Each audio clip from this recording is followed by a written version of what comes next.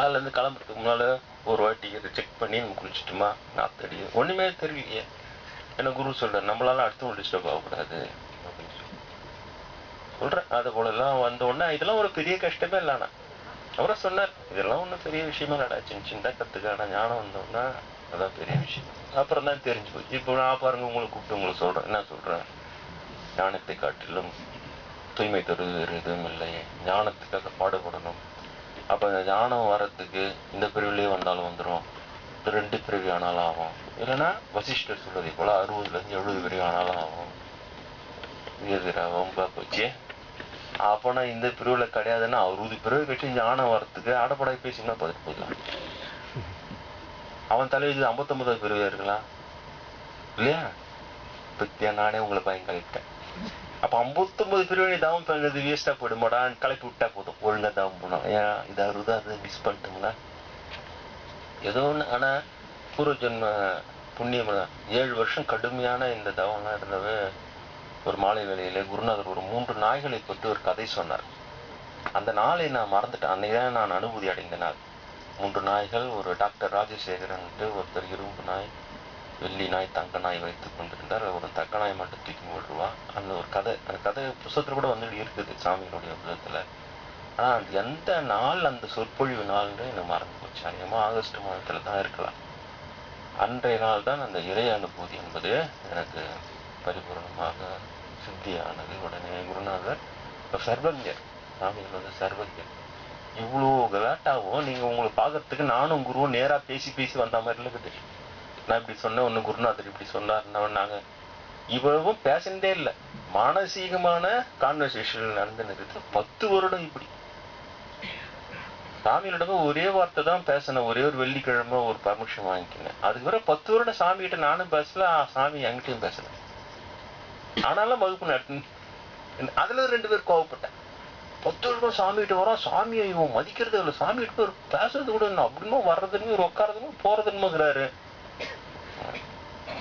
சாமிகளுக்கு சர்வங்க அவருக்கு சொல்ல வெளியில சொல்ல வேண்டிய அவசியம் விட நிறைய பேருக்கு அது தெரியும். இங்க இருந்து கூட போனவங்க சில பேர் 15 வருடம் முன்னால இங்க வளரணும்னு கூட சொல்லிடுறேன். ஒரு 5 வருஷம் முன்னாடி நான் ஒரு கிளாஸ் அட்டன் பண்ணேன்.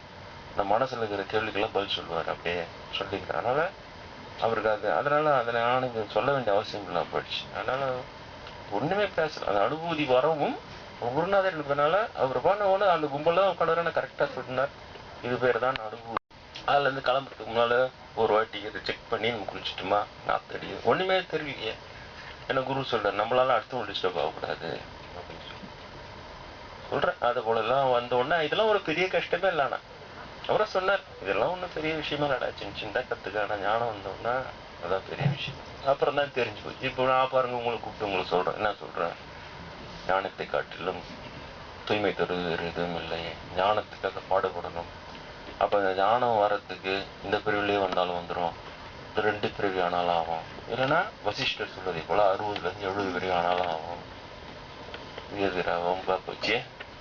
அப்போனா இந்த பிரிவில் கிடையாதுன்னா 60 பிரிவு கட்சி ஞானம் வர்றதுக்கு ஆடப்படாய் பேசினா பதில் போடலாம்.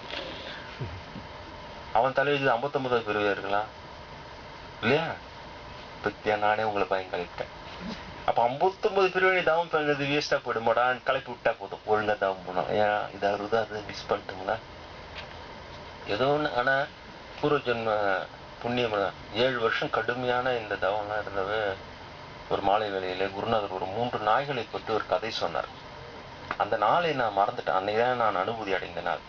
3 நாய்கள், ஒரு டாக்டர் ராஜசேகரன், ஒருத்தர் இரும்பு நாய், வெள்ளி நாய், தங்க நாய் வைத்துக் கொண்டிருந்தார். ஒரு தக்க நாய் மட்டும் தூக்கி போடுவா.